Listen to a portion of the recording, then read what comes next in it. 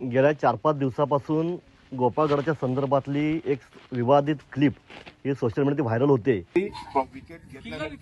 Obviously yes correct.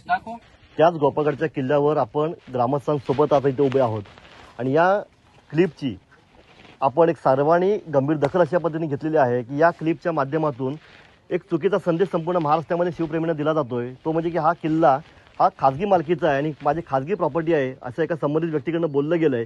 तो दावा पूर्णपणे चुकीचा आहे आणि हा दावा खोडून काढण्यासाठी जी काही शासकीय दस्तऐवज आहेत ती शासनाच्या दरबारी उपलब्ध आहेत। हा किल्ला सन 2016 मध्ये राज्य संरक्षित स्मारक म्हणून पुरातत्व विभागाच्या ताब्यात गेलेला आहे। तेव्हापासून या किल्ल्याचा ताबा शासकीय ताबा हा राज्य पुरातत्व विभागाकडेच आहे। जरी एखाद्या व्यक्तीचं नाव मालकी हक्कामध्ये असलं तरी त्याच्याकडे मालकी हक्क नाही हे संपूर्ण महाराष्ट्र जनतेने इथं लक्षात घ्यावं। आणि त्याच्यानंतर सुद्धा हायकोर्टामधून या तथाकथित व्यक्तीने केलेली याचिका मान्य उच्च न्यायालयाने फेटाळून लावलेली आहे।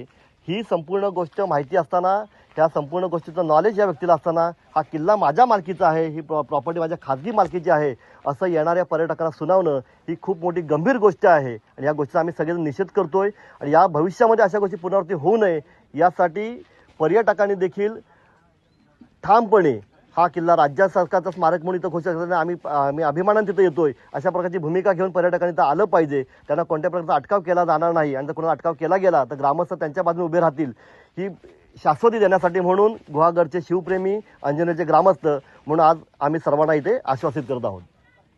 गोपाळगड किल्ला हा राज्य संरक्षित स्मारक व्हावा किंवा तो राज्य सरकारने ताब्यात घ्यावा यासाठी अंजनवेलचे ग्रामस्थ, शिवतेज फाउंडेशन आणि तमाम शिवप्रेमी मागचे सुमारे 14 वर्ष सातत्याने संघर्ष करत आले आणि या संघर्षाची परिणती म्हणून सन 2016 मध्ये महाराष्ट्र शासनाच्या पुरातत्व विभागाने हा किल्ला राज्य संरक्षित स्मारक म्हणून घोषित केला। त्याची अधिसूचना देखील प्रसिद्ध करण्यात आली।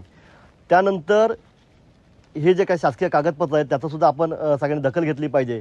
या जमिनींचे जे सातबारे आहेत त्याच्यामध्ये गट नंबर 82, गट नंबर 83, गट नंबर 84, गट नंबर 85 या गट नंबर 82, 83, 84, 85 या गट नंबरच्या इतर हक्कामध्ये राज्य शासनाच्या पुरातत्व विभागाचा शेरा आहे ते पूर्णपणे नमूद केलेलं आहे।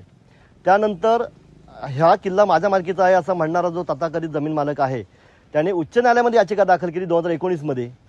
ती याचिका त्या याचिकेमध्ये उच्च न्यायालयाने असा निर्वाळा दिला की बाबा ही याचिका मेंटेनेबल नाही आणि त्याची याचिका देखील फेटाळण्यात आली। त्याचं देखील आपण सगळ्यांनी अवलोकन केलं पाहिजे। आणि त्यानंतर ही अधिग्रहणाची प्रक्रिया सुरू झालेली आहे। पुरातत्व विभागामार्फत जिल्हाधिकारी कार्यालयामध्ये प्रस्ताव देखील दाखल करण्यात आलेला आहे आणि हा प्रस्ताव हा गेल्या 2-4 महिन्यामध्ये येणाऱ्या हा पूर्णत्वास जाईल आणि खऱ्या अर्थाने तमाम अंजनेरच्या ग्रामस्थांचा शिवप्रेमींच्या लढ्याला यश येणार आहे आणि येत्या 2-4 महिन्याच्या काळामध्ये हा लढा यशस्वी झालेला आणि हा किल्ला संपूर्णपणे